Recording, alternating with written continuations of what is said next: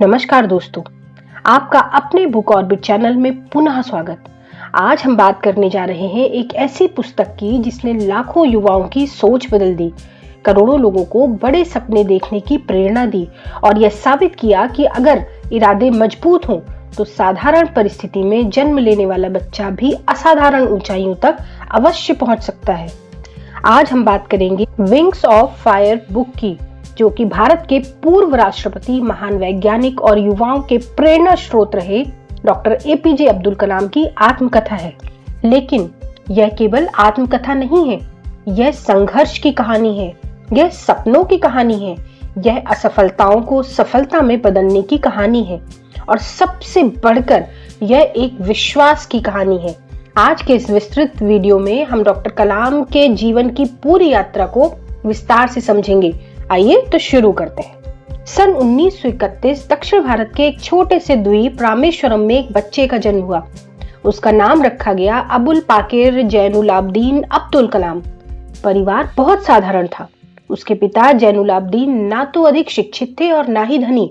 वे नाव चलाते थे और तीर्थ यात्रियों को एक स्थान से दूसरे स्थान पर पहुंचाने का काम करते थे। उनकी मां आशी अम्मा अत्यंत दयालु और धार्मिक महिला थीं। घर में पैसे कम थे लेकिन प्रेम बहुत था। कलाम लिखते हैं कि कई बार घर में संसाधनों की कमी होती थी, लेकिन उन्होंने कभी गरीबी को अपनी कमजोरी नहीं बनने दिया।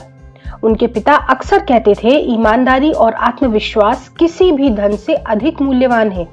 यही शिक्षा कलाम के पूरे जीवन की नींव बनी। कलाम अपनी बुक विंग्स ऑफ फायर में बचपन की जिम्मेदारियों का जिक्र करते हैं। वो बताते हैं कि जब दूसरे बच्चे खेल रहे होते थे तब छोटे कलाम जिम्मेदारियां निभा रहे थे। द्वितीय विश्व युद्ध के दौरान परिस्थितियां बदल गई। रेलवे स्टेशन पर अखबारों की आपूर्ति का तरीका बदला। कलाम ने अखबार बांटने शुरू कर दिए। सुबह जल्दी उठना, अखबार लेना, उन्हें घर घर पहुंचाना, फिर स्कूल जाना, यही उनकी दिनचर्या बन गई। लेकिन उन्होंने कभी शिकायत नहीं की। वे समझ चुके थे कि कठिन परिस्थितियां इंसान को मजबूत बनाती हैं। अपनी बुक में आज के युवाओं के लिए उन्होंने एक महत्वपूर्ण संदेश दिया। सफलता आरामदायक परिस्थितियों से नहीं आती, सफलता कठिनाइयों का सामना करने से आती है। इसीलिए कठिनाइयों का डटकर सामना करो। डॉक्टर कलाम ने अपनी बुक में उन शिक्षकों का जिक्र किया जिन्होंने उनके जीवन को बदल कर रख दिया। कलाम के जीवन में कई शिक्षक आए, लेकिन एक शिक्षक ने उनकी दिशा ही बदल दी। उनका नाम था शिवा सुब्रमण्य अय्यर। एक दिन विज्ञान की कक्षा में वे पक्षियों की उड़ान समझा रहे थे।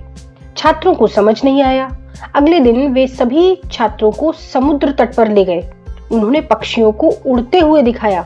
उन्होंने समझाया कि पंख हवा के साथ कैसे काम करते हैं। कलाम मंत्रमुग्ध हो गए। उस दिन उनके भीतर उड़ान के विज्ञान को समझने की जिज्ञासा पैदा हुई। उसी दिन एक सपना जन्मा, आकाश को छूने का सपना। डॉक्टर कलाम अपनी बुक में सपनों की कीमत के बारे में बात करते हैं। स्कूल के बाद कलाम ने उच्च शिक्षा प्राप्त करने का निर्णय लिया। उन्होंने एरोनॉटिकल इंजीनियरिंग में प्रवेश लिया। प्रवेश मिला मद्रास इंस्टीट्यूट ऑफ टेक्नोलॉजी में। लेकिन समस्या थी फीस। परिवार के पास पैसे नहीं थे। तब उनकी बहन ने अपने गहने गिरवी रख दिए। कल्पना कीजिए, एक बहन अपने भाई के सपनों के लिए अपने गहने त्याग दे। कलाम ने मन में निश्चय किया कि वे इस विश्वास को कभी टूटने नहीं देंगे। MIT में उन्हें एक महत्वपूर्ण परियोजना मिली। काम कठिन था, समय कम था और उनके प्रोफेसर ने उनको चेतावनी दी कि यदि समय पर परियोजना पूरी नहीं हुई तो आपकी छात्रवृत्ति समाप्त कर दी जाएगी। कलाम कई दिन और रात काम में लगे रहे और लगातार दिन रात की मेहनत के बाद अंततः समय पर परियोजना पूरी कर दी। डॉक्टर कलाम अपनी बुक में लिखते हैं कि यहीं पर उन्होंने सीखा कि दबाव हमें तोड़ता नहीं बल्कि हमारी वास्तविक क्षमता को दिखाता है। डॉक्टर कलाम अपनी बुक में लिखते हैं कि पढ़ाई पूरी होने के बाद उनका सपना था भारतीय वायुसेना में पायलट बनना। उन्होंने परीक्षा दी, साक्षात्कार दिया, परिणाम आया। केवल 8 उम्मीदवार चुने गए और कलाम थे 9वें स्थान पर। वे चयनित नहीं हुए। उनका सपना टूट गया। वे बहुत निराश थे, लेकिन इसी असफलता ने उनका जीवन बदल दिया। उन्होंने समझा कि कभी कभी जीवन हमें वह नहीं देता जो हम चाहते हैं, क्योंकि वह हमें उससे भी बड़ा कुछ देना चाहता है। इसलिए कभी भी निराश होने की जरूरत नहीं होती। इस समय जरूरत होती है पेशेंस की, इसलिए ईश्वर पर भरोसा करें और पेशेंस रखें। आपके साथ हमेशा अच्छा ही होगा। डॉक्टर कलाम अपनी बुक में बात करते हैं अपने वैज्ञानिक जीवन की शुरुआत की। डॉक्टर कलाम कहते हैं कि उन्होंने अपना सबसे पहला काम शुरू किया defence research and development organisation में। बाद में उन्हें भारत के अंतरिक्ष कार्यक्रम से जुड़ने का अवसर मिला। उन्होंने इंडियन स्पेस रिसर्च ऑर्गेनाइजेशन में महत्वपूर्ण भूमिका निभाई। उनका लक्ष्य था भारत को अंतरिक्ष तकनीकी में आत्मनिर्भर बनाना। यह आसान नहीं था, संसाधन सीमित थे, तकनीकी सीमित थी, अनुभव बहुत कम था, लेकिन संकल्प असीमित था और इसी संकल्प की वजह से कलाम जी ने असाधारण काम किए। डॉक्टर कलाम अपनी बुक विंग्स ऑफ फायर में बात करते हैं 1979 की, भारत का पहला उपग्रह प्रक्षेपण मिशन। सभी की निगाहें इस मिशन पर थी। रॉकेट लॉन्च हुआ, कुछ समय बाद तकनीकी समस्या आई और मिशन असफल हो गया। उपग्रह किसी भी कक्षा में नहीं पहुंच पाया। कलाम टूट गए। उन्हें लगा उन्होंने देश को निराश कर दिया, लेकिन तभी उनके वरिष्ठ साइंटिस्ट सतीश धवन ने अद्भुत नेतृत्व का परिचय दिया। उन्होंने मीडिया के सामने पूरी जिम्मेदारी स्वयं ली। उन्होंने टीम का बचाव किया और 1 वर्ष बाद जब मिशन सफल हुआ तब उन्होंने सफलता का पूरा श्रेय अपनी टीम को दिया। यहीं से कलाम ने नेतृत्व का सबसे बड़ा पाठ सीखा। सफल उपग्रह प्रक्षेपण मिशन के पश्चात कलाम ने भारत के मिसाइल कार्यक्रम का नेतृत्व किया। उन्होंने कई महत्वपूर्ण परियोजनाओं पर काम किया, जिनमें शामिल थी पृथ्वी, अग्नि, आकाश, नाग। इन उपलब्धियों ने भारत को मिलिट्री पावर में एक नई पहचान दी और इसी कारण डॉक्टर कलाम को मिसाइल मैन ऑफ इंडिया कहा जाने लगा।